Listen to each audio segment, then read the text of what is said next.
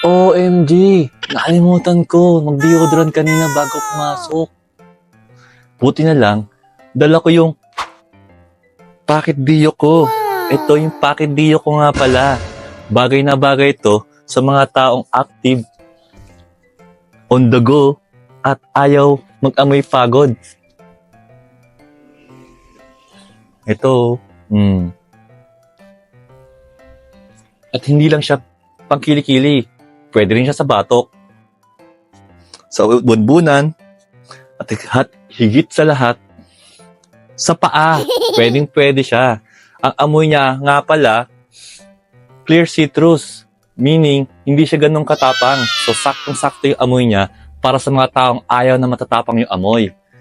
And, wala rin siyang white mark. So, hindi rin mag-white mark yung mga damit natin pag ginagamit natin siya. This one is a game changer. Ano pang hinihintay nyo? Grab yours na!